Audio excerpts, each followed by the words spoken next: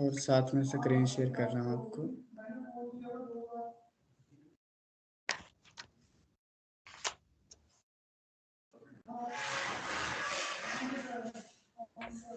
अभी स्क्रीन देख पा रहे हैं आप? Yes sir. जी सर। ठीक है, ठीक है।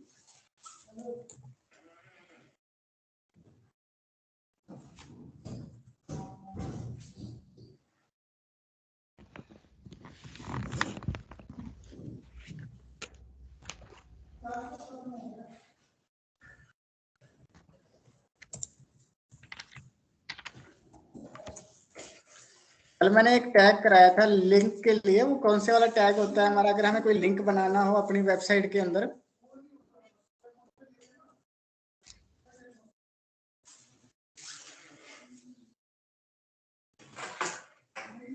हेलो, हाँ गुरप्रीत, पता है आपको जो कल हमने लिंक के लिए हमने एक टैग लिखा था, कौन से वाला टैग होता है वो? Anchor tag sir. हाँ, एंकर टैग। ठीक है। और अगर मुझे अपना मोबाइल नंबर वगैरह लगाना हो कि अगर मोबाइल नंबर पे कोई क्लिक करे तो वो डायल हो जाए, तो उसके लिए कैसे मैं करूँगा उसमें? सर वहाँ पर एंकर टैग का लेके एच रेफरेंस में फिर टिल एट्रीब्यूट यूज करके उसमें अपना नंबर डालना पड़ता है। हाँ जी, हाँ जी, हाँ जी, बिल्कुल बिल्कुल। ठीक है, ये सारे मैंने कल आपको भी टैग कराए थे। अब इसके बाद हम नेक्स्ट टैग करते हैं आज। मैं पहले सबसे पहले HTML का बेसिक सिंटैक्स लिख लेता हूँ।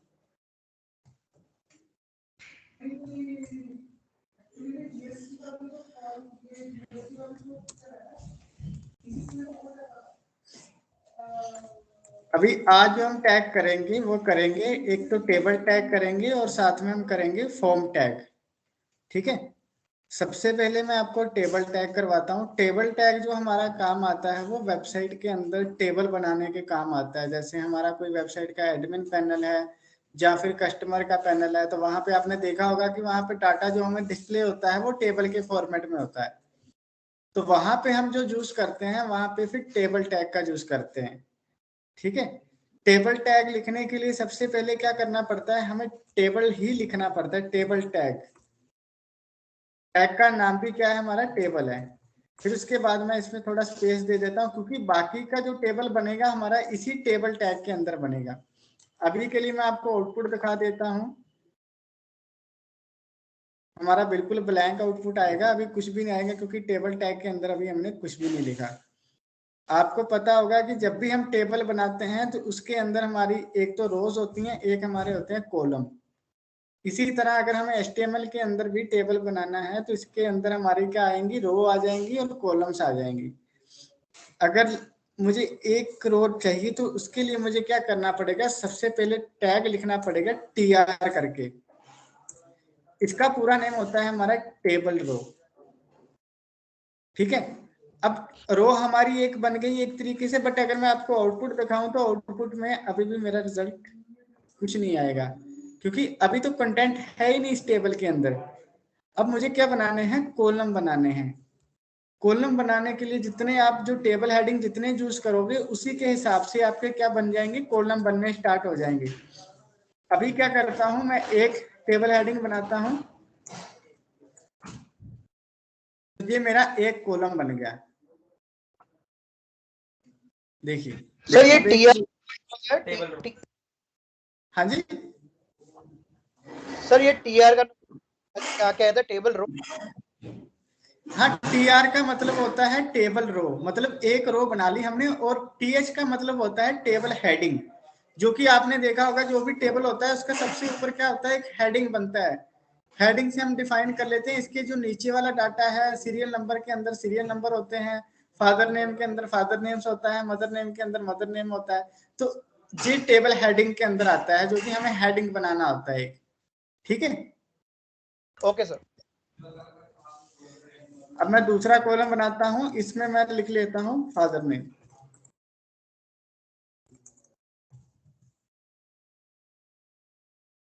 अब मेरे दो कॉलम बन गए। तीसरा कॉलम बनाता हूं, इसमें लिख लेता हूं मदर नेम। 3 कॉलम हो गए। चौथा सर ये सारे heading रो बना बन देते रहे हैं। हैं ना, कॉलम नहीं ना? क्या वो सारे ये serial number, father name, mother name, ये सारे रो बन रहे हैं ना? नहीं जी, आपके कॉलम बन रहे हैं, रो हमने एक बना दी है।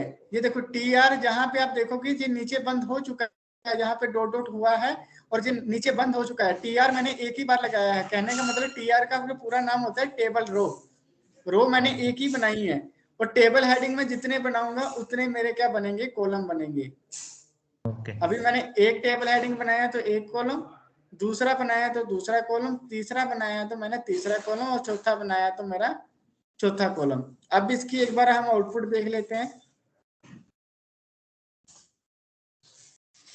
देखिए ये हमारी आउटपुट आ गई है, बट अभी हमें लग नहीं रहा कि कुछ टेबल जैसा दिख नहीं रहा इसमें। तो इसके लिए क्या करना होता है, हमें इसकी क्या करनी होती है, थोड़ी सी स्टाइलिंग करनी होती है। ठीक है, स्टाइलिंग के लिए क्या होता है हमारे पास, देखो स्टाइलिंग के लिए 3 तरीके की स्टाइलिंग होती है। एक हमारे पास इनलाइन होती है, एक इंटरनल होती है, एक एक्सटर्नल होती है। अभी के लिए मैं जो स्टाइलिंग करने जा रहा हूँ वो इंटरनल स्टाइलिंग करने जा रहा हूँ। इसके लिए एक टैग आता है स्टाइल करके। ये टैग का यूज करके क्या कर सकते हैं आप, इंटरनल स्टाइलिंग कर सकते हैं। इसको मैं थोड़ा सा खोल लेता हूँ। इसके अंदर मुझे क्या करनी पड़ेगी, अब स्टाइलिंग करनी पड़ेगी। किसको करनी है, टेबल को प्लस उसके कॉलम्स को। इसके लिए मैं क्या करता हूँ, सबसे पहले टेबल के टैग का नाम ले लेता हूँ, टेबल। फिर उसके बाद मुझे किसकी करनी, टेबल हेडिंग की करनी है, तो मैं इसको थोड़ी सी स्टाइलिंग दे देता हूँ, क्योंकि इसका मैं बना देता हूँ एक बॉर्डर।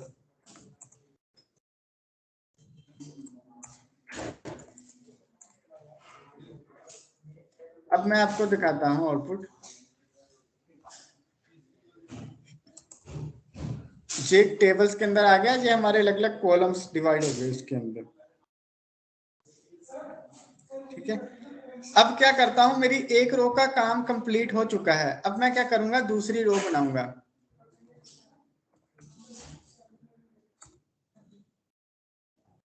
अब दूसरी रो के अंदर क्या आएगा मेरा, अब की बार हेडिंग नहीं आएंगे, क्योंकि हेडिंग आप जब भी देखोगे, आप अगर रियल लाइफ में भी कोई टेबल देखते हैं तो हेडिंग आपका एक बार बनता है, उसके जो नीचे आता है वो आता है हमारा डाटा। तो यही इसमें टेबल के अंदर क्या आएगा कि एक बार हमने क्या बना दिया, हेडिंग, और दूसरी बार अब हम क्या बनाएंगे, डाटा। इसका जो टैग आता है वो होता है हमारा टेबल डाटा, TD। जो शॉर्ट नेम इसका होता है TD। अब TD के अंदर क्या करूंगा, सीरियल नंबर की जगह पे क्या लिख दूंगा, अब मैं जहां पे 1, एक कॉलम का मेरा कंप्लीट हो गया। अब मैं TD फिर मैं करता हूं, फिर से TD लेता हूं। अब इधर कॉलम में देखता हूँ, हेडिंग में देखता हूँ, तो दूसरे वाले कॉलम में क्या आ रहा है, फादर नेम। तो मैं जहां पे क्या डाल देता हूँ, दूसरे वाले TD में फादर नेम डाल देता हूँ। तीसरे वाले कॉलम में क्या आ रहा है, मदर नेम आ रहा हूं, तो मैं फिर से क्या करता हूँ, एक TD लेता हूँ, इसमें मदर नेम कर देता हूँ।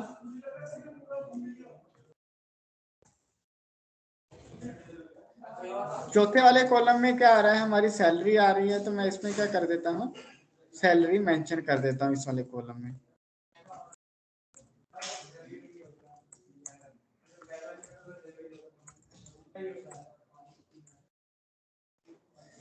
ये हमारा दूसरी रो का भी काम कंप्लीट हो गया। आप देखोगे इसके अंदर भी मैंने क्या कर दिए, 4 कॉलम फिल कर दिए, जबकि मैंने इसके अंदर भी कितने कॉलम लिए थे, 4 कॉलम लिए थे। तो इधर भी मैंने क्या कर दिया, 4 कॉलम बना दिए। ठीक है, अब क्या करते हैं, इसकी देखते हैं आउटपुट। देखो आउटपुट तो आ गई, बट इसमें भी एक बॉर्डर नहीं बन के आ रहा, कॉलम नहीं बन के आ रहे हैं। तो इसके लिए क्या करना पड़ेगा, हमें TD की भी थोड़ी सी स्टाइलिंग करनी पड़ेगी। जहां पे मैं कोमा डाल के TD लगा देता हूं, तो इसकी भी स्टाइलिंग हो जाएगी। देखिए अब पहली रो के अंदर क्या आ रहा था, हेडिंग्स आ रहे थे हमारे, और दूसरे के अंदर क्या आ रहा है, हमारा टेबल का डाटा, जो कि थोड़ा बोल्ड नहीं आ रहा है, लाइट वेट आ रहा है। बट जो अगर मैं ऊपर वाला हेडिंग देखूं तो ये बोल्ड में दिख रहा है कि ये हमारा टेबल का क्या है, हेडिंग है।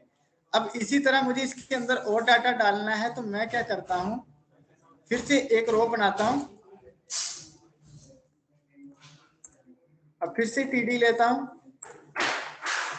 अब की बार मैं TD का सीरियल नंबर क्या रखूंगा, 2। अब दूसरे बच्चे का मैं डाटा एंटर कर रहा हूं।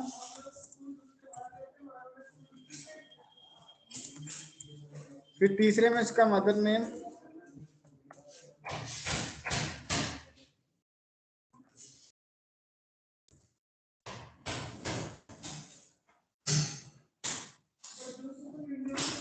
और चौथे कॉलम में उसकी भी सैलरी।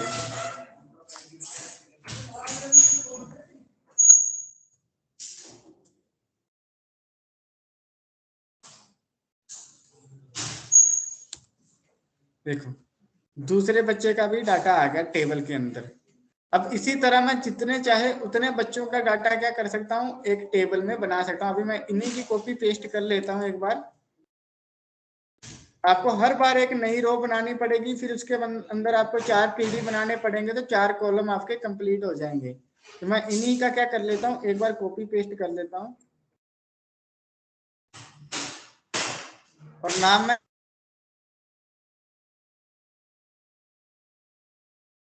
चेंज कर देता हूँ और इसको नंबर दे देता हूँ 4 और सैलरी भी मैं चेंज कर देता हूँ थोड़ा आपको।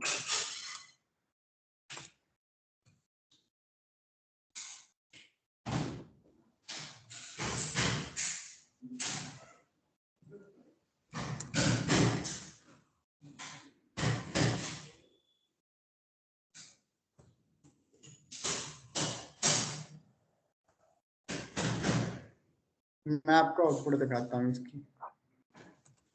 देखो आप जितना चाहो उतना लंबा टेबल बना सकते हैं इसमें। ठीक है, ये समझ में आ गया आपको टेबल कैसे बनता है। अब इसके अंदर क्या होते हैं, इसके कुछ अपने एट्रीब्यूट्स हैं।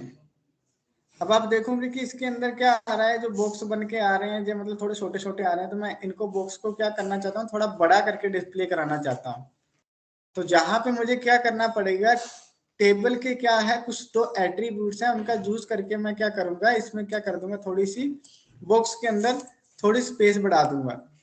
अभी मैं क्या कर रहा हूँ, 10 पिक्सल कर रहा हूँ। सेल पैडिंग करके एक एट्रीब्यूट आता है जिसमें क्या किया मैंने, वैल्यू क्या दे दी उसकी 10। अभी आप बॉक्स का साइज देखना एक बार। अभी मैं आपको आउटपुट दिखा रहा हूँ, देखिए बॉक्स का साइज क्या कर दिया उसने, बड़ा कर दिया, थोड़ा मेरा अच्छा दिख रहा है टेबल। अब इसी तरह इसके अंदर एक और एट्रीब्यूट आता है, वो आता है हमारा सेल स्पेसिंग करके। तो मैं इधर लगा देता हूँ। ये क्या करता है, आपके जो सेल्स बन रहे हैं, कॉलम बन रहे हैं, उनके बीच में अगर आपको स्पेस चाहिए तो वहां पे ये स्पेस दे देगा। अभी मैं आपको दिखाता हूँ, ये जो अभी इसमें क्या है, स्पेस कम आ रही है इनके बीच में। तो जहां पे स्पेस देने के लिए मैंने क्या किया है, सेल स्पेसिंग का यूज किया है। देखिए अब जो कॉलम्स के बीच में क्या आ गई, स्पेस आने लगी। बट ये एक तरीके से क्या आ रहा है, हमारा टेबल तो बन के आ रहा है, बट लग नहीं रहा है, ऐसे लग रहा है कि जैसे अलग अलग बॉक्स बन के आ रहे हैं। तो इनको क्या करना पड़ेगा, कोलैप्स करना पड़ेगा। इसके लिए क्या करना होगा, सीएसएस के अंदर हमारे पास एक प्रॉपर्टी होती है बॉर्डर कोलैप्स करके। अब मैं क्या कर देता हूँ, इनको कोलैप्स कर दूंगा। यहाँ पे जैसे मैंने कोलैप्स किया है तो सेल स्पेसिंग अपना काम करना बंद कर देगा और ये एक लाइन आने लग जाएगी। देखिए सेल पैडिंग अपना काम करेगा बट सेल स्पेसिंग इस केस में काम नहीं करेगा।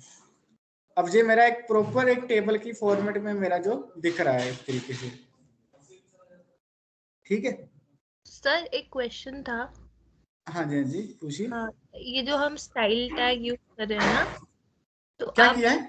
स्टाइल का जो यूज किया है ना हमने अपने उसमें कोडिंग में, हाँ जी, हाँ जी। स्टाइल टैग का, तो आप कुछ बता रहे थे स्टाइल कितने तरीके के होते हैं, क्या था वो?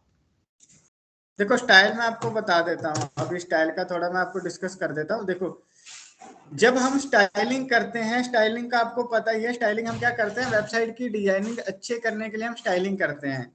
स्टाइलिंग हमारे पास 3 तरीके की होती है। एक हमारी होती है इंटरनल, एक हमारी होती है एक्सटर्नल और एक हमारी होती है इनलाइन। अब इन तीनों में मैं आपको डिफरेंस बता देता हूं। देखो इंटरनल हमारी वहां पे होती है जो हम हेड के अंदर यूज करते हैं। कौन से वाले टैग के अंदर, हेड टैग के अंदर जो हमारी स्टाइलिंग होती है, इसको बोलते हैं हम इंटरनल। इसके लिए हमें क्या करना पड़ता है, स्टाइल टैग का यूज करना पड़ता है। अगर हम इसका यूज नहीं करेंगे तो हम इंटरनल स्टाइलिंग नहीं कर पाएंगे। अगर आप type is equal to test CS नहीं भी लिखते तब भी हमारी ये स्टाइलिंग काम करेगी। मैं एक बार आपको आउटपुट दिखा देता हूँ इसमें, देखिए तब भी हमारी ये काम प्रॉपर करेगी। इसमें इसको लिखने ना लिखने से कोई फर्क नहीं पड़ेगा इस टैग में, बस आपको मेन टैग क्या लिखना है इसके अंदर, स्टाइल। फिर उसके अंदर आपको अपने जो टैग्स हैं उसको आप स्टाइलिंग कर सकते हैं। फिर इसके बाद हमारी आ जाती है इनलाइन CSS। इनलाइन CSS में मतलब होता है कि आप पार्टिकुलर टैग में जाके उसको CSS कर सकते हैं। उसके लिए हमारे पास एक एट्रीब्यूट आता है, वो है स्टाइल करके। अब इस एट्रीब्यूट के अंदर मैं क्या करूंगा, जो भी मैं अगर अपना स्टाइलिंग का कोड लिखूंगा तो वो मेरा CSS में अप्लाई हो जाएगा। अभी देखिए मैं आपको दिखाता हूँ, ये हमारी हो गई एक तरीके से इनलाइन CSS।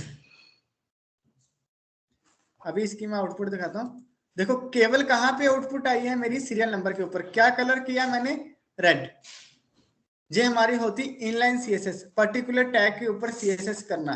अभी मैं क्या करता हूँ, अगर इसका मैं स्टाइल अलग करना चाहता हूँ तो इसको मैं कलर दे देता हूँ ऑरेंज। अब फादर नेम का जो कलर है वो मेरा क्या हो जाएगा, अलग हो जाएगा। देखो ऑरेंज हो गया।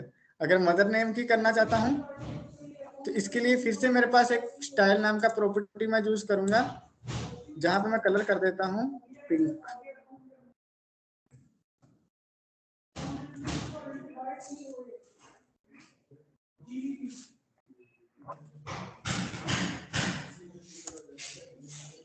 ये हमारा आता है सारा का सारा इंटरनल इनलाइन CSS में, जो कि हम क्या कर रहे हैं, उस टैग के ऊपर पर्टिकुलर CSS कर रहे हैं। अगर इसी के अंदर मुझे और CSS भी लगानी हो तो मैं इस टैग के ऊपर लगा सकता हूं।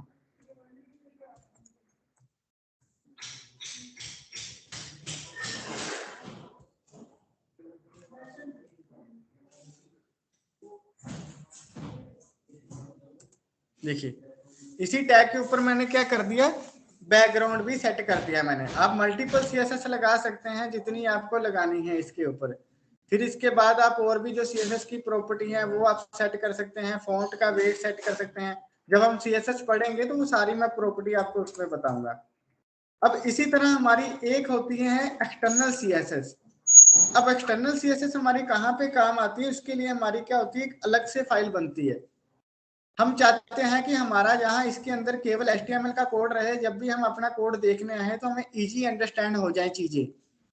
तो वहां पे हम क्या यूज करते हैं, एक्सटर्नल CSS का यूज करते हैं। उसके लिए एक हम अलग से फाइल बना देते हैं। इस फाइल को मैं सेव कर देता हूँ, फाइल का नाम मैं कुछ भी रख देता हूँ, और उसके बाद में हमें लगानी होती है एक्सटेंशन, जो कि .css करके होती है। अब इस फाइल में जैसे मैं कोई वो लिखता हूँ, अपना क्या नाम है, स्टाइलिंग करता हूँ।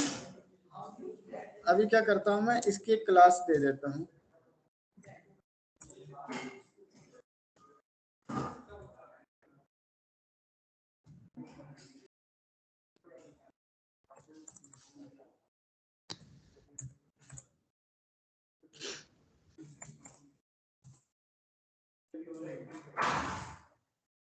अभी जी काम नहीं करेगी हमारी।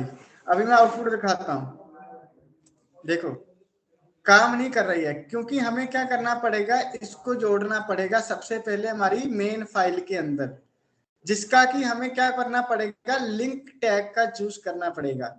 लिंक टैग के अंदर आपको क्या रखना पड़ेगा, एक तो आपको ये वाला एट्रीब्यूट रखना पड़ेगा, relation is equal to style sheet. कि मतलब हम क्या कर रहे हैं, जो अभी रिलेशन बना रहे हैं किसके साथ बना रहे हैं, स्टाइल शीट के साथ।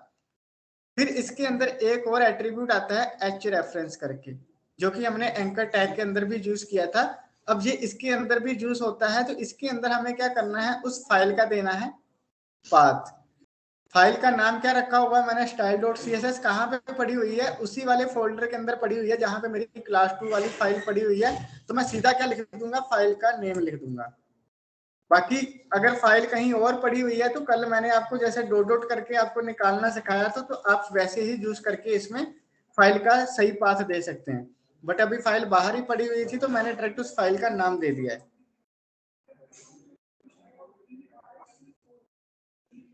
अब देखिए CSS मैंने कहां पे करी थी, इस वाली फाइल के अंदर। और मैंने इसको क्या कर दिया, इसके अंदर लिंक कर दिया, तो हमारा जो वेबसाइट के ऊपर भी क्या हो गया, CSS अप्लाई हो गया। तो इस वाली CSS को हम बोलते हैं एक्सटर्नल CSS, जिसकी कि हम एक अलग से फाइल बना देते हैं। और ये हमारी हो गई जो हेड टैग के अंदर हमने यूज करी, ये हमारी हो गई इंटरनल CSS। और ये जो मैंने सीधी टैग के ऊपर करी यूज, ये हमारी हो गई इनलाइन CSS।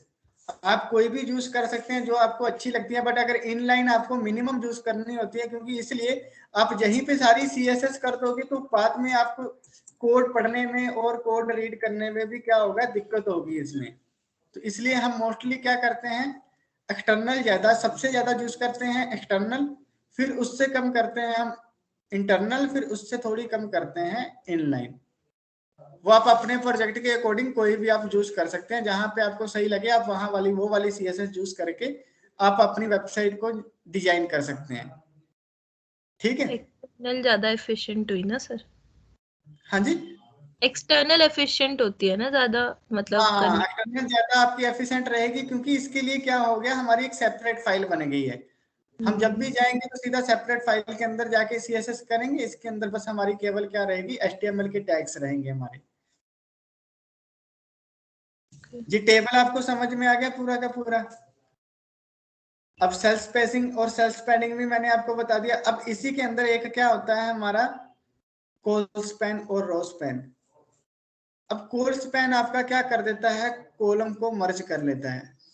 अभी मैं फिलहाल के लिए क्या करता हूं, जहां पे एक प्रॉपर्टी लगाता हूं कॉल स्पैन करके, एट्रीब्यूट जो है। अब इसके अंदर क्या चाहता हूं कि जो पहले वाला जो कॉलम है, ये फादर नेम वाले का कॉलम भी ले ले। इन दोनों को मैं इसको एक ही कॉलम देना चाहता हूं, तो मैं अगर 2 कर दूंगा तो ये मेरे 2 कॉलम की जगह ले लेगा। अभी मैं आपको आउटपुट दिखाता हूं। देखो यहाँ पे इसके नीचे पहले फादर नेम के नीचे क्या आ रहा था, उनका डिटेल्स आ रहे थे, उनके नेम्स आ रहे थे। बट अगर मैं जहां पे अब देखूं तो इसने क्या किया है, फादर नेम की सीरियल नंबर ने क्या किया है, फादर नेम वाला कॉलम भी अपने अंदर मर्ज कर लिया है। और जो लास्ट वाला कॉलम था वो कहाँ चला गया, बाहर चला गया। अब जैसे मैं क्या चाहता हूँ कि इन तीनों को, जहां पे फादर नेम आ रहा है, इन तीनों को मैं एक ही कॉलम देना चाहता हूँ। तो वहां पे मैं क्या करूंगा, इसको मैं 3 कॉलम को एक ही मैं दे देता हूँ नेम। अब ये 3 कॉलम की जगह ले लेगा, 3 कॉलम की जगह ले ली। तो अब मुझे क्या करना है, जहां पे फादर नेम आ रहा है वहां पे मुझे क्या शो करा देना है, सैलरी वाला करा देना है, क्योंकि अब मैंने सीरियल नंबर 3 कॉलम को दे दिए हैं, तो इनका अब मुझे कोई जरूरत नहीं है। तो मैं इनको अभी क्या कर देता हूँ, कमेंट आउट कर देता हूँ।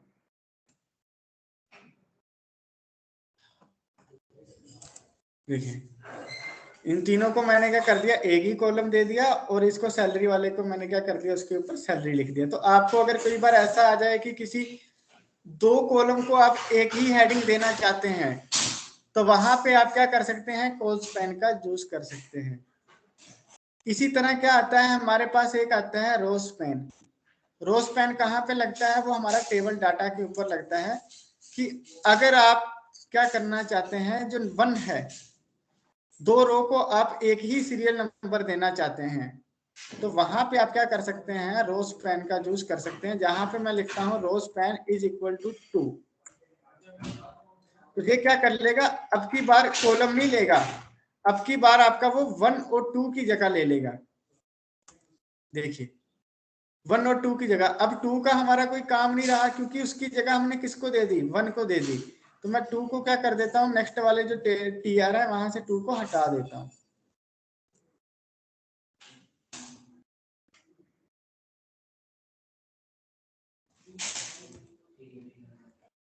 ठीक है, अब क्या हो गया कि मैंने इन दोनों को एक ही सीरियल नंबर दे दिया रो स्पैन से। अब दोनों का क्या हो गया, बायोडाटा में ये एक ही सीरियल नंबर पे आ गए। इसी तरह मुझे अगर संदीप और राहुल को एक ही सीरियल नंबर देना है, तो मैं जहां पे भी क्या कर दूंगा, रो स्पैन का यूज कर दूंगा, तो मेरा वो क्या कर देगा, इन दोनों को भी क्या कर देगा, एक ही सीरियल नंबर असाइन कर देगा। ठीक है,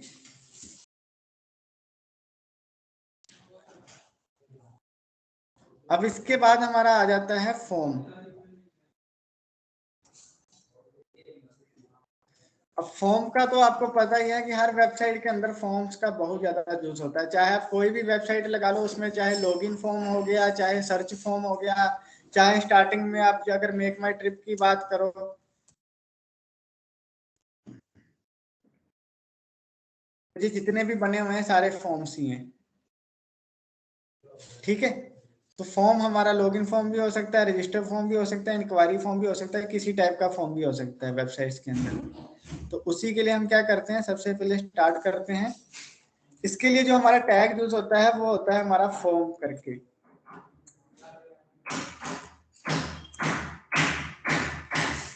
अब बाकी का जो हमें कोड लिखना होता है वो इसी फॉर्म टैग के अंदर लिखना होता है। जैसे कि हमने टेबल बनाया था, तो सारे टेबल के जितने भी टैग्स लगाए थे किसके अंदर लगाए थे, मेन टेबल टैग के अंदर। जब भी हम फॉर्म बनाते हैं तो फॉर्म के सारे टैग फॉर्म के अंदर लिखने होंगे। इसके अंदर एक एट्रीब्यूट आता है हमारा एक्शन करके। एक्शन में हमारा क्या होता है कि जैसे मान लीजिए कोई भी बंदा फॉर्म भरता है, उसके बाद उसका डाटा हम क्या करना चाहते हैं, अपने डाटाबेस में सेव कराना चाहते हैं कहीं पे ले जाके इसको। तो वहां पे क्या करते हैं, एक्शन में हम यूआरएल पास करते हैं कि जितना भी वो सामने वाला बंदा उस फॉर्म के अंदर डाटा भरेगा, तो इस वाले यूआरएल के अंदर क्या होगा, हमारा एक बैकएंड लैंग्वेज का कोड होगा जो कि क्या कराएगा, हमारा सारे के सारा डाटा को वहां से लेके इसको डाटाबेस के अंदर सेव करवा देगा। अभी फिलहाल के लिए ये कोई भी हमारा काम नहीं करेगा, क्योंकि हमारे क्या है कि हमने अभी ना तो कोई बैकएंड बनाए हैं, ना ही कोई हमने डाटा सेव करने के लिए लैंग्वेज का यूज कर रहे हैं। फिर हमारा जो एक इसके अंदर एट्रीब्यूट और आ जाता है मेथड। अब मेथड के अंदर हमारा क्या आता है, जो भी हमारा एक्शन के साथ ही यूज होता है। अभी फिलहाल के लिए इसका कोई यूज नहीं रहता है। इसमें दो मेथड होते हैं, हमारा एक गेट होता है, एक हमारा होता है पोस्ट होता है। फिलहाल के लिए अभी इसका कोई जरूरत नहीं है, बट ये हमारे एट्रीब्यूट्स होते हैं कि जो हम नेसेसरी हमारे फॉर्म के अंदर यूज होने ही होने हैं। ठीक है, फिर इसके बाद जब भी हम फॉर्म के अंदर फॉर्म बनाते हैं, इसके लिए जो इसके अंदर टैग लगता है वो लगता है इनपुट टैग।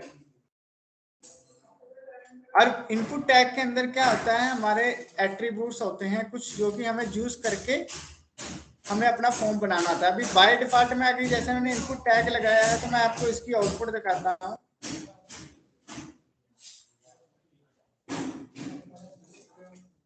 एक फॉर्म बना दिया, बट हमें पहले क्या करना पड़ेगा, इसकी टाइप डिफाइन करनी पड़ेगी।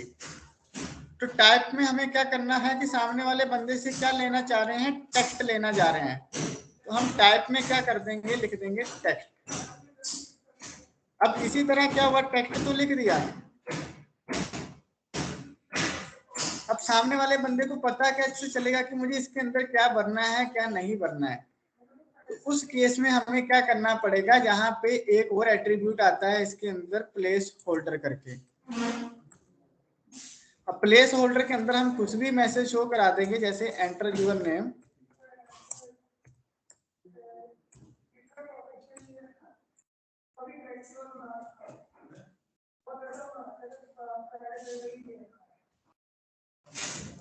देखिए अब जो क्या है कि हमारा मैसेज प्लेस होल्डर के अंदर जैसे हमने लिखा तो ये हमारा फॉर्म बॉक्स के अंदर आने लग गया।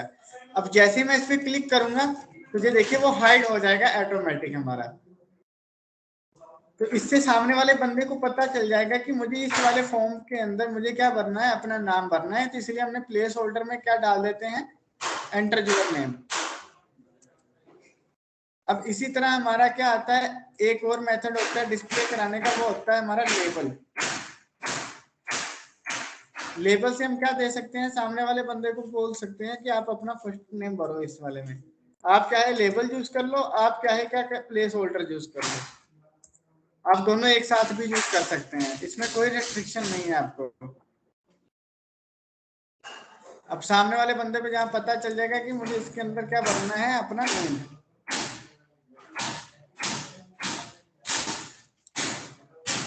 फिर हमारा आ जाता है नेक्स्ट। फिर से मैं एक लेबल ले लेता हूँ, इसमें भर देता हूँ पासवर्ड। सर ये मेथड पोस्ट का मतलब क्या रहता है? पोस्ट का मेथड ये होता है हमारा काम, जब हमारा डाटा जो भी हमारा फॉर्म के अंदर आएगा, जैसे सामने वाला बंदा अपना नाम भरेगा, अपना पासवर्ड भरेगा, तो पोस्ट क्या करता है, एक तरीके से जो डाटा है वो यूआरएल पे डिस्प्ले नहीं करवाएगा। यूआरएल कहने का मतलब जहां पे जो हमारा यूआरएल बना हुआ है, जहां पे डिस्प्ले नहीं कराएगा, वो ऑटोमेटिक बैकएंड से हमारा डाटा पूरा का पूरा जो भी फॉर्म में सबमिट होगा ऑटोमेटिक ले लेगा। बट गेट में क्या होता है, इसमें एक होता है कि गेट होता है। तो गेट में क्या होता है, हमारा जो डाटा है जहां पे भी डिस्प्ले होता है। आपने बहुत सारी वेबसाइट देखी होगी कि आपका यूआरएल के अंदर कुछ नया ही डाटा बन के आ जाता है। अगर तो गेट मेथड यूज करा होगा तो उनका जो डाटा है यहाँ यूआरएल में होकर फिर डाटाबेस में सेव होगा। बट पोस्ट मेथड में क्या होता है कि आपका जो डाटाबेस में बिना आपका जहां पे डाटा शो किए आपका जो डाटा है सर्वर पे चला जाता है डाटाबेस के अंदर। तो ये हम तब यूज करते हैं जब हमें अपने डाटा को कहाँ पे भेजना होता है, अपने सर्वर के ऊपर डाटाबेस के अंदर स्टोर कराना होता है। ठीक है सर। अब यहाँ पे फिर क्या लेते हैं, फिर से इनपुट टैग ले लेते हैं। अब की बार मैं टाइप क्या रखता हूँ, पासवर्ड रख देता हूँ।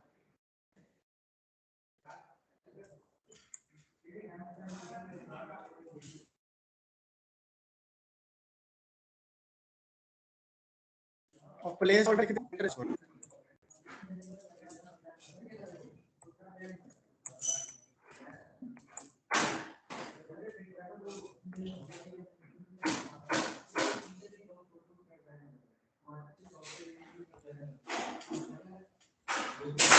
अब की बार मैं लिख रहा हूँ तो एक तरीके से पासवर्ड की तरह काम कर रहा है हमारा कुछ भी जो भी मैं लिख रहा हूँ ब्राउजर के ऊपर, तो कुछ भी आउटपुट डिस्प्ले नहीं करा रहा है, वो पासवर्ड रख रहा है एक तरीके से। बट अगर मैं टेक्स्ट में बात करूँ तो मेरा टेक्स्ट डिस्प्ले करा रहा था। आपने मोस्टली वेबसाइट्स में देखा भी होगा, लॉगिन फॉर्म जहाँ पे होता है वहां पे पासवर्ड जब हम भरते हैं तो डॉट डॉट करके आ जाता है। तो वो हमारा आता है इनपुट टाइप पासवर्ड लिखने से। इस तरह फिर से मैं एक लेबल ले लेता हूँ। सर पासवर्ड नजर आने के लिए वो आई बटन होता है, वो इसी का पार्ट होता है कि वो सीएसएस का पार्ट होता है? क्या होता है वो जो आई बटन आ जाता है वो शो योर पासवर्ड करता है ना, वो आपका CSS का पार्ट होता है और साथ में आपका जावास्क्रिप्ट jQuery का पार्ट होता है। उसमें क्या होता है, फिर जावास्क्रिप्ट से जब हम वैलिडेशन लगाते हैं तो वहां पे जैसे वो क्लिक करता है तो फिर वो आपका शो होता है। CSS प्लस आपका जावास्क्रिप्ट चलता है उसमें। Okay sir. ठीक है।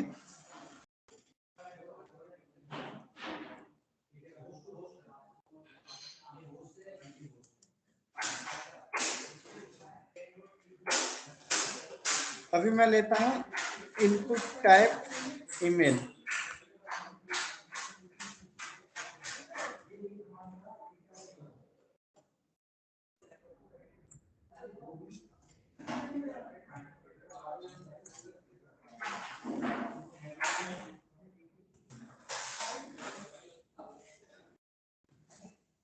ये हमारा ईमेल के लिए हम यूज करते हैं।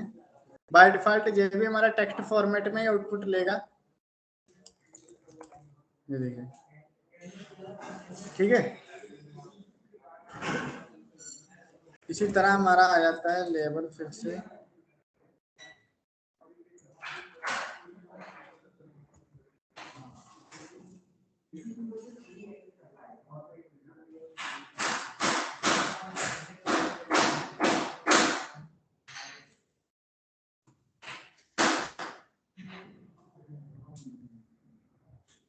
ये डेट के लिए होता है। जहाँ पे क्लिक करूंगा तो एक कैलेंडर खुल के आ जाएगा।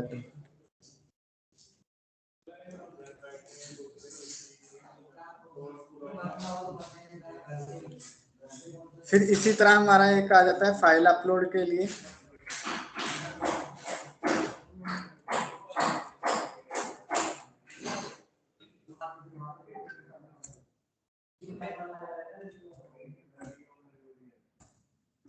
इसके लिए फिर हमें टाइप रखनी पड़ती है फाइल।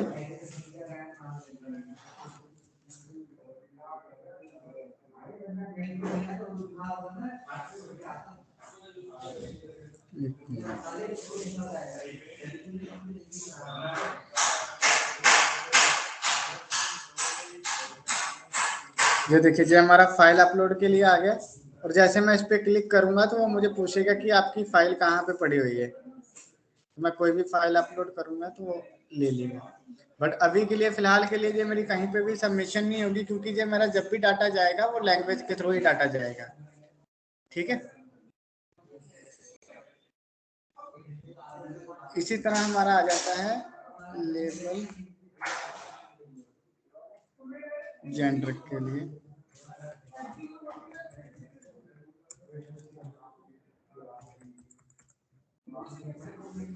अब यहाँ पे मुझे टाइप क्या रखूंगा, इनपुट टाइप रेडियो।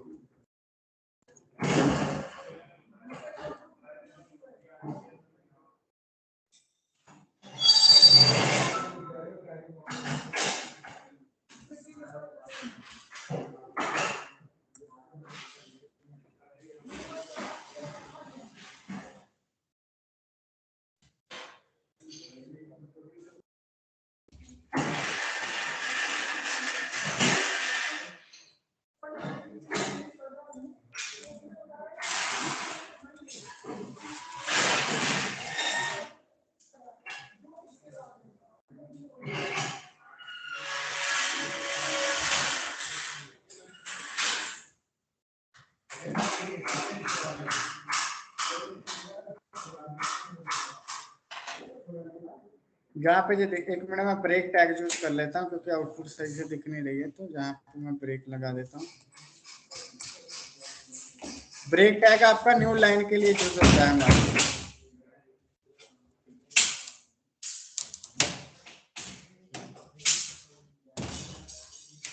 अब क्या कर रहा है कि आपका दोनों के दोनों पे सिलेक्ट हो जा रहा है, मुझे इनमें से एक सिलेक्ट करना है। तो इसके लिए क्या करना पड़ेगा कि मैंने नेम टैग का जो नेम नाम का एट्रीब्यूट है वो ले रखा है, तो जहां पे मैं दोनों में क्या कर देता हूँ, जेंडर कर देता हूँ। कुछ भी आप आउटपुट दे दीजिए, दोनों का नाम सेम रख दीजिए आप।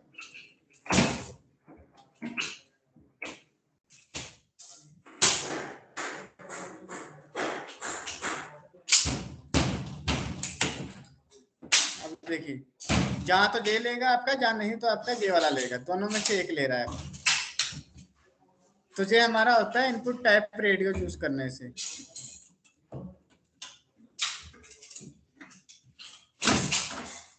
ठीक है, अब इसी तरह हमारा क्या आता है, इनपुट टाइप चेकबॉक्स आता है। मैं लेबल दे देता हूँ इसको। सर लेबल जेंडर में इनपुट मेल फीमेल का दोनों का अलग अलग देना पड़ेगा, एक साथ नहीं दे सकते हैं? नहीं, नेम हम इसलिए दे रहे थे दोनों को, क्योंकि मेल फीमेल में जहाँ तो वो सामने वाला बंदा मेल सिलेक्ट करेगा, जहाँ आपका फीमेल सिलेक्ट करेगा। तो इसलिए क्या हुआ है कि नेम मैंने इन दोनों को सेम रख दिया है कि जहाँ तो भाई आप मेल सिलेक्ट कर लो, जहाँ आप क्या कर लो, फीमेल सेलेक्ट कर लो। क्योंकि जब भी आप किसी भी वेबसाइट में फॉर्म भरते हैं तो वहां पे आपको दो ऑप्शन होते हैं, जहाँ तो आप मेल सेलेक्ट कर लो, नहीं तो आप क्या कर लो, फीमेल सेलेक्ट कर लो। ऐसा ही होता है ना उसमें भी।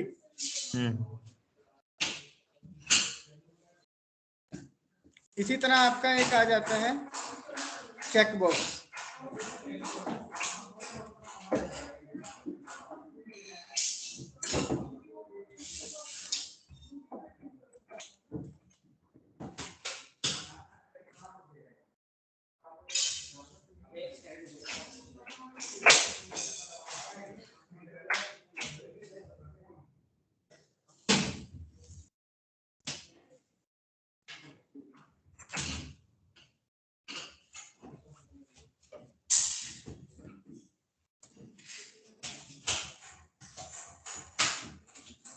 ये हमारा मल्टीपल टैब की चेक्स करने के लिए, अगर मल्टीपल चीजें बंदे को यूज करनी है तो वहां पे हम क्या करते हैं, इनपुट टैब चेकबॉक्स यूज करते हैं।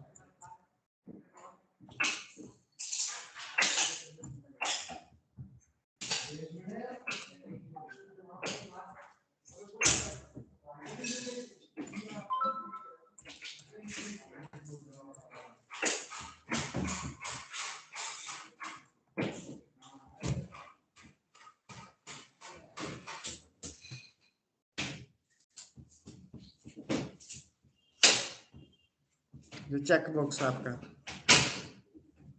ठीक है।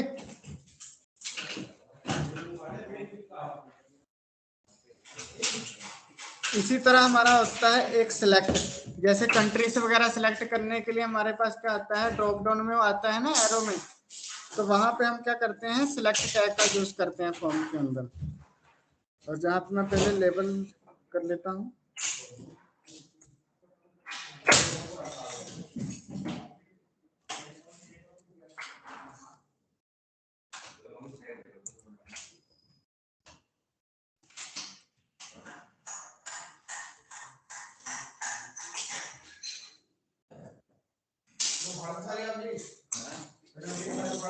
अब इसके अंदर आपका क्या होता है कि आपको एक और टैग लगाना पड़ता है। जब भी हम सिलेक्ट टैग यूज करते हैं तो इसके अंदर आपका एक और टैग लगता है। अभी मैं बाय डिफॉल्ट आपको आउटपुट दिखा देता हूँ इसकी।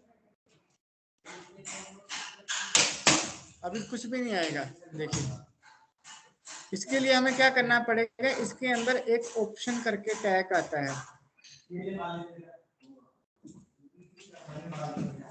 अब इसमें लिख देता हूँ मैं इंडिया, वैल्यू में मैं क्या कर देता हूँ, इंडिया कर देता हूँ।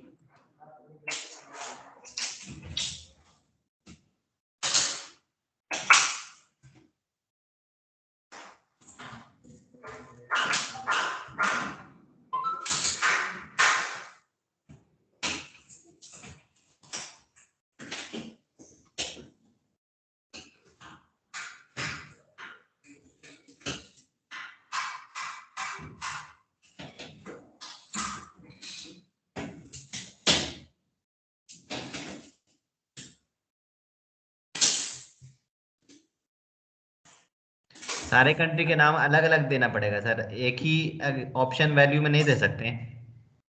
नहीं, सबके लिए आपको अलग अलग ऑप्शन वैल्यू के अंदर आपको देना पड़ेगा, तभी आपका वो ड्रॉप डाउन में काम करेगा आपका इसमें।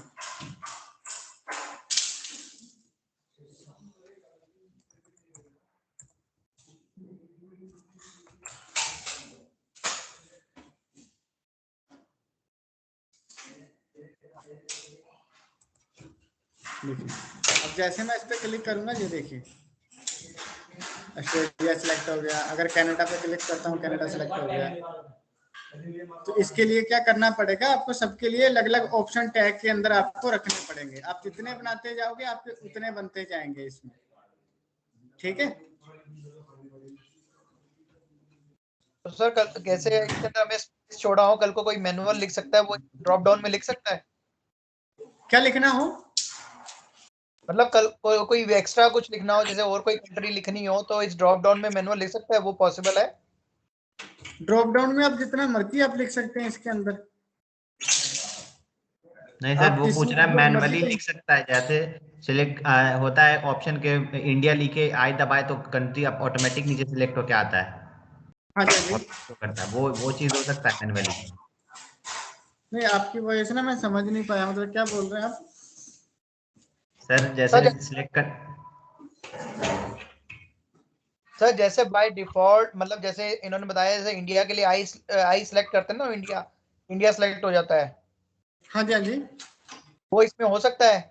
या मैनुअल कोई कंट्री डालनी हो जो इसमें नहीं हो, वो डाल सकते हैं, अदर्स राइट जैसे वो आता है? वो आपका लैंग्वेज के थ्रू फिर आपका सारा सिस्टम होता है। आपको क्या करना होता है, लैंग्वेज में आपको क्या करना होता है, डाटाबेस के अंदर सारी कंट्रीज का लिस्ट रखना होता है वहां पे।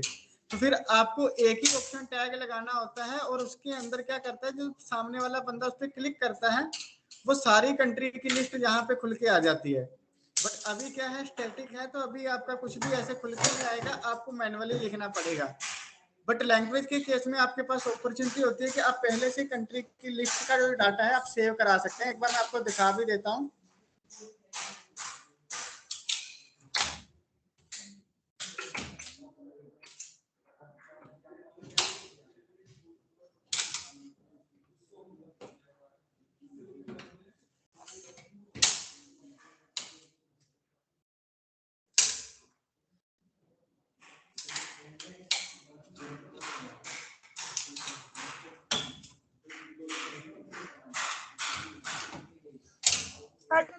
हाँ, बाद में ऐड। क्या हुआ,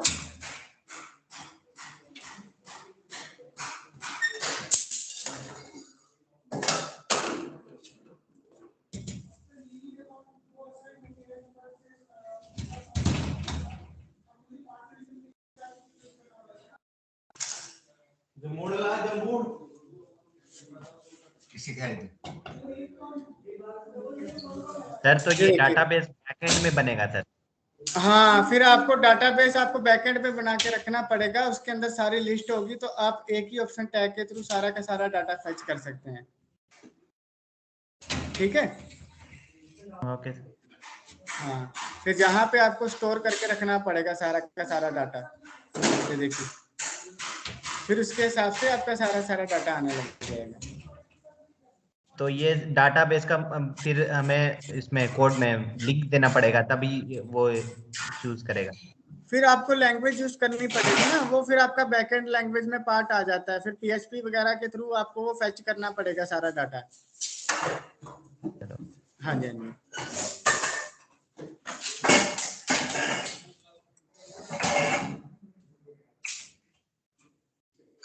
अब इसी के साथ में आपको एक बटन बना के दिखा देता हूँ।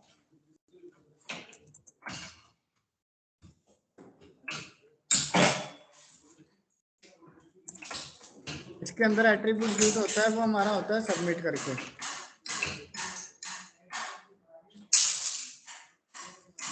जहाँ पे मैं वैल्यू दे देता हूँ फॉर्म करके।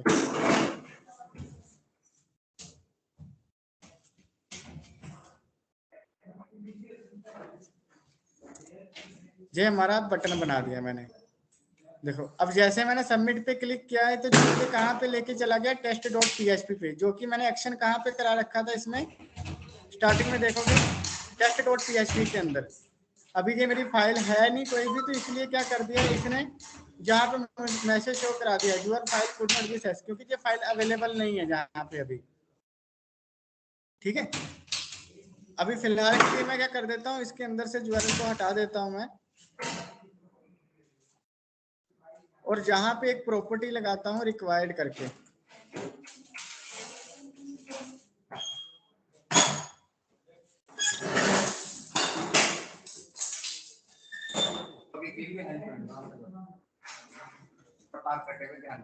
अब देखिए, मैं जैसे इस पे क्लिक करूंगा तो जैसे सबसे पहले जहां पे मैसेज शो करा दिया इसने, खोल देना पेज लग रहा हूं, please fill out this field. जैसे मैं ये वाली भर देता हूँ, जहां जहां मैं रिक्वायर्ड लगाऊंगा वो वहां वहां मुझे बोलेगा कि आपको ये वाली फील्ड भरनी पड़ेगी, तभी आप नेक्स्ट जा पाओगे। तो ये भी एक ऑप्शन है। हम HTML के अंदर क्या कर सकते हैं, रिक्वायर्ड करके लगाएंगे तो वो आपका क्या कर देगा, वैलिडेट कर देगा कि आपको सबसे पहले इस पे भरना ही पड़ेगा, तभी आप नेक्स्ट स्टेज में जा पाएंगे। और एक ऑप्शन होता है सर के बॉक्स के बगल में स्टार बना रहता है, मतलब कंपलसरी उसे फिल करना ही करना है, वो कैसे हो, वो इसमें हो जाएगा? उसके लिए देखो, ये एक तो आप स्टार लगाते हैं, वो आपका फिर जावास्क्रिप्ट में आता है, जहां पे क्या करते हैं स्टार लगा दिया जाता है, और उसके बाद बैकएंड पे क्या किया जाता है, वैलिडेशन लगाई जाती है। वो हमारा आगे आएगा जब हम जावास्क्रिप्ट jQuery में करेंगे। अभी फिलहाल के लिए अगर आपको HTML में वैलिडेशन लगानी है तो बाय डिफॉल्ट HTML के अंदर वैलिडेशन लगाने के लिए आप क्या कर सकते हैं, रिक्वायर का यूज कर सकते हैं। ठीक है, अब इसी तरह एक क्या आता है, इसके अंदर बटन टाइप सबमिट और एक बटन टाइप रीसेट करके आता है।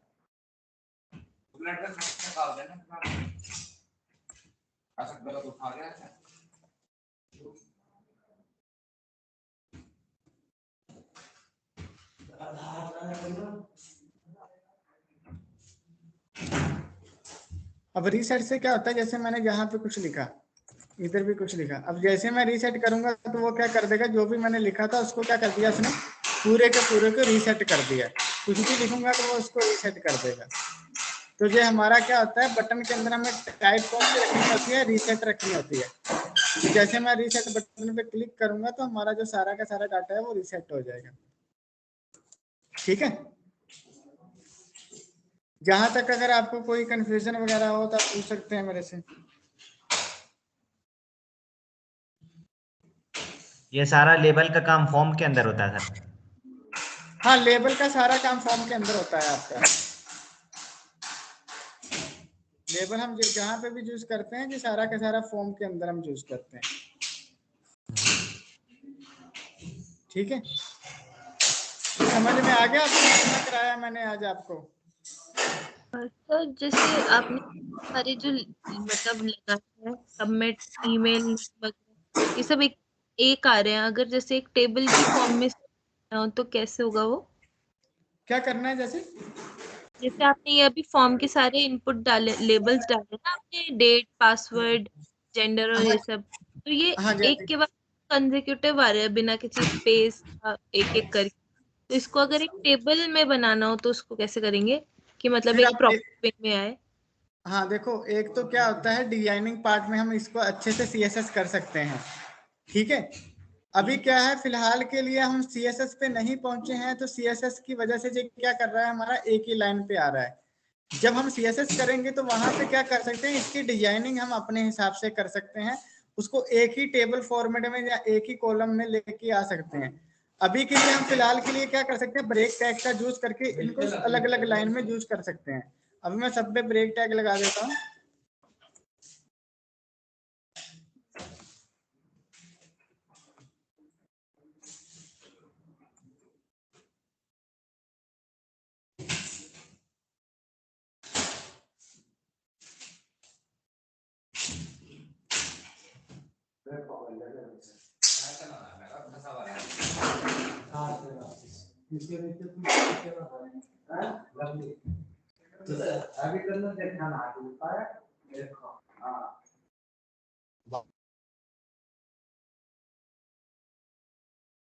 Okay sir.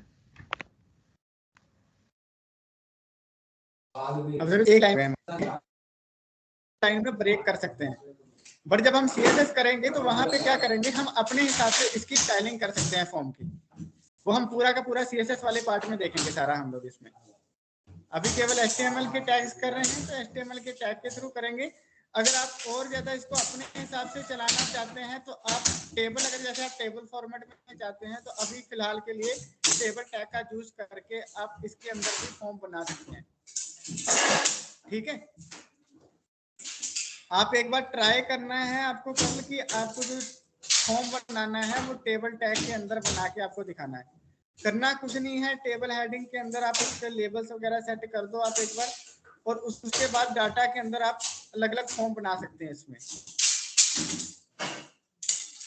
Okay sir. ठीक है। अभी आज के लिए मैं इतना ही करवाऊंगा आपको, बाकी हम कल की क्लास में करेंगे, जो बाकी के जो टैग्स रह गए हैं थोड़े बहुत, तो वो कल करेंगे हम लोग।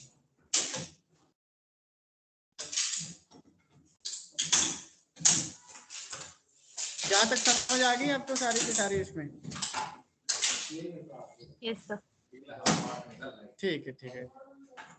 बाकी हम नेक्स्ट क्लास में सीखेंगे। ये फाइल मैं आपको व्हाट्सएप में शेयर कर देता हूँ, और साथ में जो रिकॉर्डिंग फाइल है वो भी आपको स्काइप में आ जाएगी। सर सबलाइम में ओपन इन लाइव सर्वर कर सकते हैं? क्या हुआ? सर सबलाइम में जैसे VS कोड में मैं करता हूँ तो लाइव सर्वर से ओपन कर सकता हूँ, ये मैं जैसे जो भी मैंने कोड लिखा वो लाइव सर्वर से मैं ओपन करके ब्राउजर में दिखता है। हाँ क्या बिल्कुल सबलाइम में भी बिल्कुल, आप वैसा देख लाइव देख सर्वर सकते रहता हैं है? होता है? ब्राउजर में देख सकते हैं आप आउटपुट इजीली आप उसकी।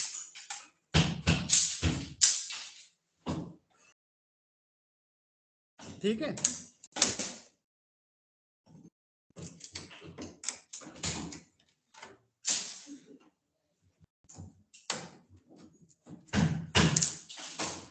अभी बाकी फिर हम कल क्लास लेंगे आपकी 8 बजे, तो उसमें करेंगे बाकी का सारा काम हम लोग। 7 बजे ना सर? क्या हुआ? हाँ 7 बजे, बजे क्लास? 7 बजे होगी आपकी क्लास।